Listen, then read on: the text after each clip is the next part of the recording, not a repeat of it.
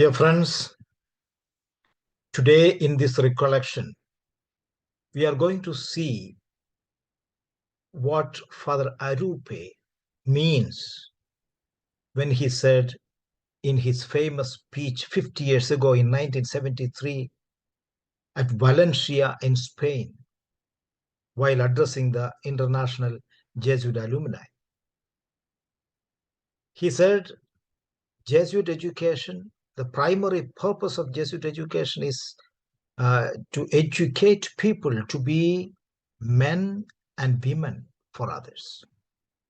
And since this year we celebrate this famous exhortation in its golden jubilee, it is apt that we reflect on Arrupe's this famous dictum. So to begin with this recollection, let's say a prayer, a personal prayer of Pedro Arrupe. Lord, grant me to see everything now with new eyes, to discern and trust the spirits that help me read the signs of the times, to relish the things that are yours and to communicate them to others. Give me the clarity of understanding that you gave to Ignatius. Amen. Dear friends, let's look at two sides, two important aspects of this Arrupe's exhortation. I call it two lines of reflection. First one is to deepen our understanding of the idea of justice, because that becomes more and more clear in the light of the gospel and the signs of the times. The second one is to determine the character and quality of the type of people we want to form, the type of man and woman into which we must be changed, and towards which the generations succeeding us must be encouraged to develop, if we and they are to serve this ideal of justice. Now let's look at Arrupe, small incidents from Arrupe. To understand the person, if you want to understand his famous dictate or famous teaching, we must understand the person. In May 1971, on a flight from the US to Latin America, Father Arrupe was seated next to a young man who noticed his clergy suit and asked, "Are you a priest?" Father Arrupe nodded. "Not a Jesuit though?" he queried further. Arrupe nodded again. "Really?" said the youth. "Have you read Father Arrupe, a real revolutionary?" Again Father Arrupe nodded, this time with a greater smile. He nodded. The young man's day was made. He had sat next to a real revolutionary.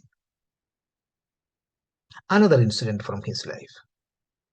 On a visit to a Jesuit province in Latin America, Father Arrupe was invited to celebrate Mass in a suburb, the poorest in the region. After the Mass, a big-made, fierce-looking man said to Father Arrupe, "Come to my house. I have something to honor you." Father Arrupe showed some hesitation, uncertain whether to accept the invitation or not. But the priest who was accompanying Arrupe said assuringly, "Go with him, Father. The people are very good." Arrupe accompanied the fellow to his house, which was built on a half-falling shack. He made Father sit down on a rickety chair. From where he was seated, the sun, which was just setting, was clearly visible to him. The man then said, "Senor, see how beautiful it is." And they remained silent for a few minutes. The sun disappeared. The man broke the silence. "I did not know how to thank you for all that you have done for us. I have nothing to give you, but I thought that you would like to see this sunset. It pleased you, didn't it? Good evening." He then stretched out his hands to Arrupe. As I was leaving, I thought, I have met very few hearts that are so kind, recounted Father Arrupe. These two incidents reveals to you an insight into the life of Arrupe. Now let us look at men and women for others statement. Arrupe provides a shorthand description of the charism engendered in genuine service. Men and women for others. The phrase was subsequently translated as men and women for others to include Jesuits and their collaborators, and eventually persons for others. So now onwards, I will be using PFO, persons for others. In fact, this PFO enthused Jesuits around the world then. It crystallized the mission for Jesuits-based training in the formation houses and was recognized as a face of education for justice in all our education institutions, not only limited to social centers alone.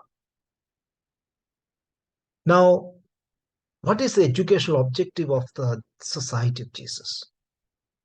Arrupe insisted that Jesuit schools continue the tradition of providing their staff and students with excellent all-round training. We call it holistic education. Physical, moral, and social, and in developing the intellectual, emotional, and spiritual questions. But these ought to be equated with justice quotient, the dimension of education for justice that makes Jesuit education more integral. Merely giving an intellectual input is not enough. We need to have emotional, intellectual, moral, social, spiritual, and justice quotient has to penetrate into all these areas of education. That's why we call Jesuit education is integral education. To be more integral, we need to add this justice quotient.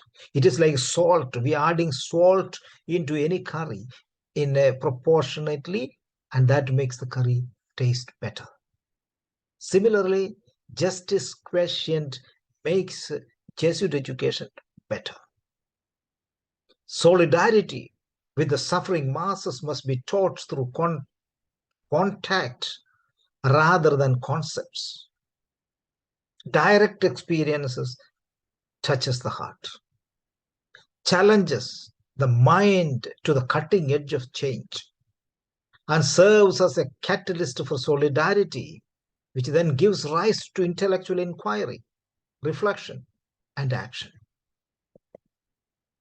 Education for justice creates dynamic leaders who shun ambitions towards building ivory castles or creating comfort zones for their selfish satisfaction. Such leaders are equipped with strategies for making sound choices in what they study, who they learn from, and how they choose to spend their time.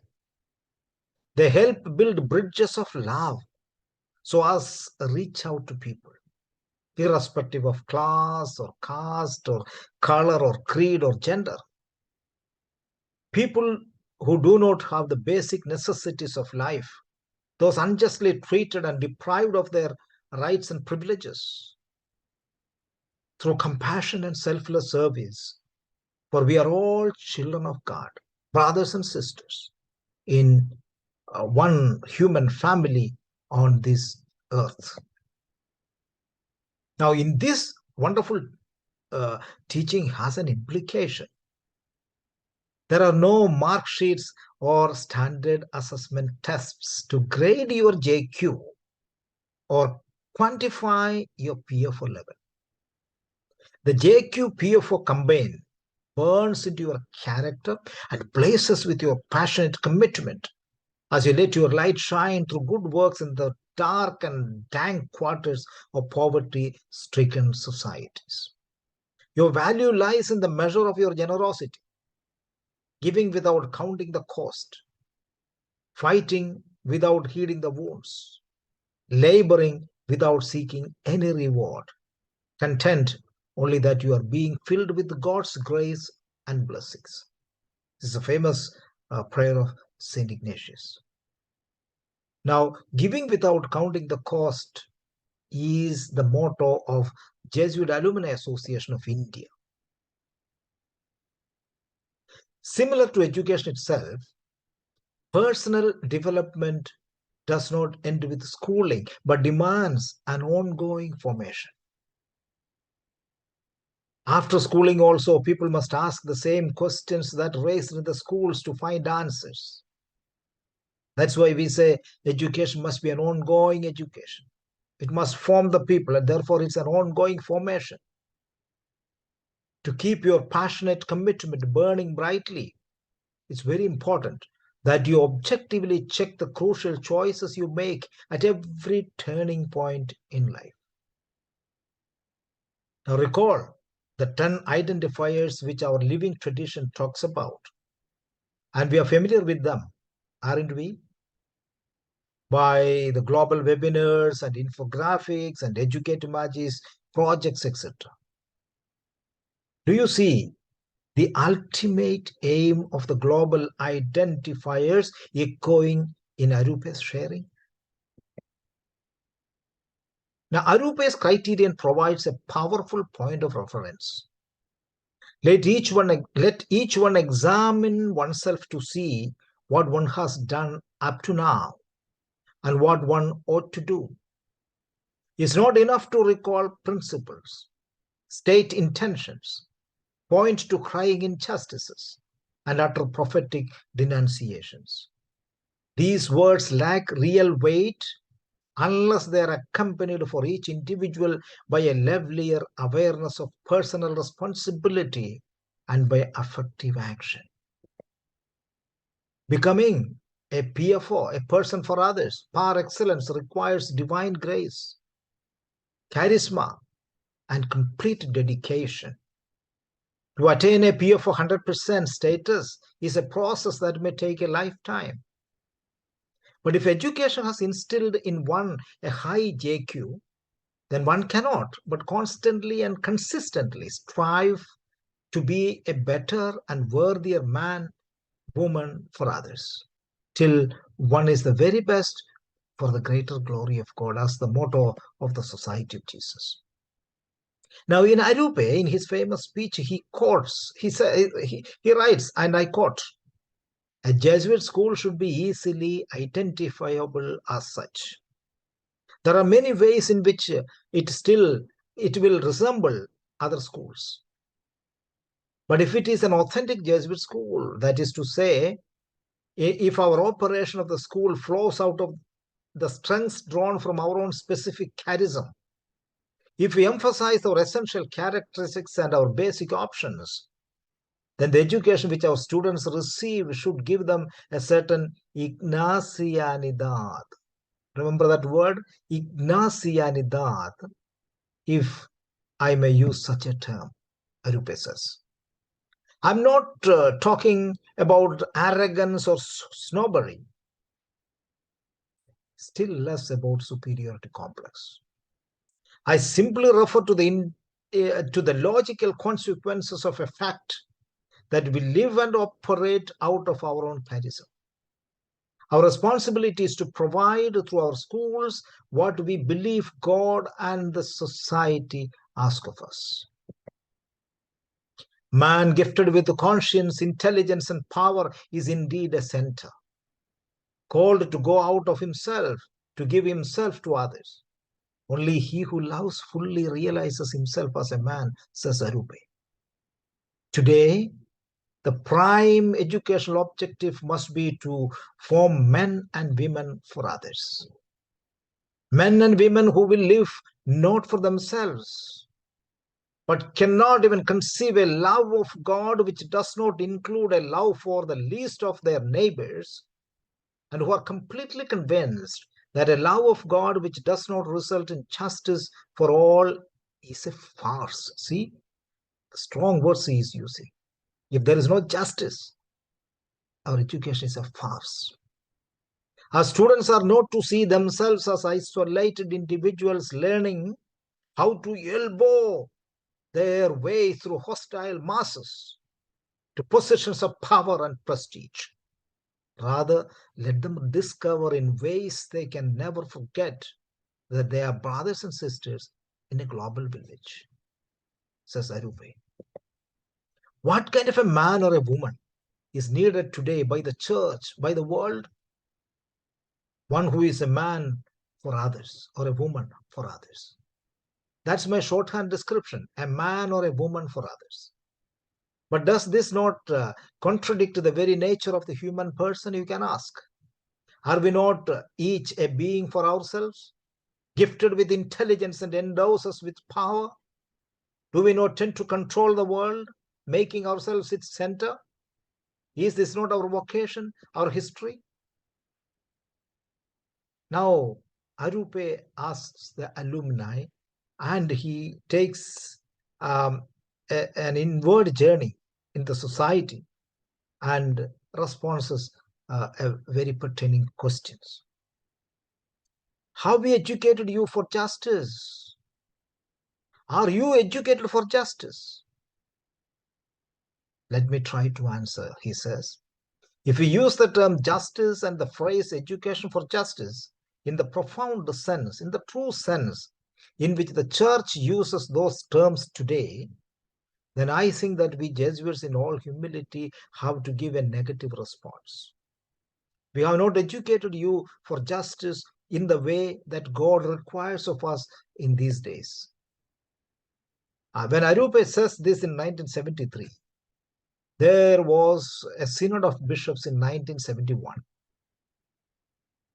And in the synod it says, the preaching of the gospel cannot be separated from action in favor of justice, or from participating in the transformation of the world, or from liberating people from all oppressive situations. For all of these are a constitutive part of the gospel and of the church's mission today. You cannot separate justice from the gospel. Church is for justice. Yes. Gifted with conscience, intelligence, and power, each of us is indeed a center. But a center called to go out of ourselves, to give ourselves to others in love. Love, which is our definitive and all-embracing dimension. That which gives meaning to all our other dimensions.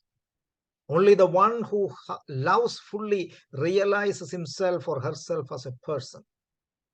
To the extent that any of us shut ourselves from others, we do not become more a person, we become less. I think Mother Teresa embodied this sense of living for others. And Arrupe, when he talks about this, I see what exactly he means in the life of Mother Teresa. Arrupe says, anyone who lives only for his or her own interest not only provides nothing for others, he or she does worse. They tend to accumulate in inclusive fashion more and more knowledge, more and more power, more and more wealth, thus deny inevitably to those weaker than themselves their proper share of the God-given means for human development. That means selfishness will make us cut off from the others and the needs of the others. The tragedy of all is that by doing this, The egoists dehumanize themselves. Human beings, in fact, they think that they're doing great by becoming more and more selfish. In fact, they are becoming dehumanizing themselves. Humanness is the crust of human life. Like sweetness is the essence of sugar, or saltiness is the essence of salt. Humanness is the essence of human lives. But when we dehumanize, depersonalize ourselves in this way, something stirs within us. We feel frustrated. In our heart of hearts, we know that what we have been doing is nothing compared with what we are, what we can be, what we would like to be. We would like to be ourselves, but we dare not break the vicious circle. We think we can overcome our frustration by striving to have more than others, to have more and more. We thus turn our lives into a competitive rat race without meaning it. And therefore, Arrupe places before us 6 points to reflect. Perhaps you can have a discernment in our attitudes, our activities, and our lifestyles. Justice among persons or justice before God? We must reflect. Love of God or the love of the neighbor? Christian charity or human justice? Personal conversion or a social reform? Liberation in this life or salvation in the life to come? Development through the inculcation of Christian values or development through the application of scientific technologies and social ideologies? Let us have a discernment on all these to get a clarity and meaning for our life. Now, having said so, let me look at the person of Arrupe. I call him the walk the talk. Walk the talk. The image of Arrupe reflected was that of a person who was poor, austere, and fully detached. One who did not seem to have any needs of his own and spontaneously gave away whatever he received. One who was profoundly happy and free. A man who lived for God, never thought of himself, but only for others. Father Francisco Ivan describes 2 incidents that reveal these characteristics of Arrupe. And when Arrupe talks about men and women for others, he lived that in actuality. Look at this example. Whatever presents he received, he gave them away. I remember that one day, while I was in his office, some Jesuits brought him a beautiful Basque beret. He graciously thanked them for a few seconds with keeping this in his hands, playing with it, but almost immediately placed it on my head, saying, "I think it fits you," says Ivan. The donors were not too pleased seeing their expression. I thanked him and gave it back to him with some lame excuse. Though I must confess that I would have liked to have it. When it came time to bid farewell to me, Father Arrupe embraced me, wept, put the hand in his pocket and gave me as a parting souvenir the golden fountain pen that he had just received as a present. I never used it, but I have kept it in this day, says Ivan. My dear friends, when we look at Arrupe as a man who walked the talk, as well as his wonderful teachings of men and women for others and an exhortation for all the Jesuit educations and Jesuit education to form men and women, where does he gets this idea? Of course, Arrupe is a Jesuit. Arrupe was a Jesuit. Now look at Arrupe's inspiration. I give one small example, minor example, but that will reveal the Jesuit spirit. It was a practice among the founding fathers of the Society of Jesus to always have the poor at heart. In fact, when two esteemed scholars, Linus and Salmeron, from among them set out as delegates to the Council of Trent, Saint Ignatius called them and instructed them to take up residence in a hospice instead of the lectuary quarters reserved for the delegates, and to be of service to the sick in the available time. Such close contact and solidarity with the poor was important in order that the option for the poor would influence their perceptions and priorities, their thoughts and interventions, so that they can contribute to the Council of Trent a new direction. Solidarity, being persons for and with others, enhances rather than diminishes academic accountability and intellectual integrity. Ignatius was very clear about this, and I think as Jesuit educationists and headmasters and principals of our schools and people who are in charge of education, etc., must remember this very clearly. Your intellectual inputs will not diminish us by having wonderful solidarity and contact, direct contact with the people who are marginalized.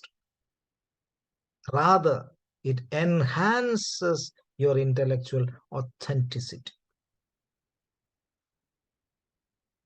If all our educationists have understood the spirit of the society and the spirit of the society in which expressed by Arrupe, I think our education must be much, much more influential, impactful, and relevant today.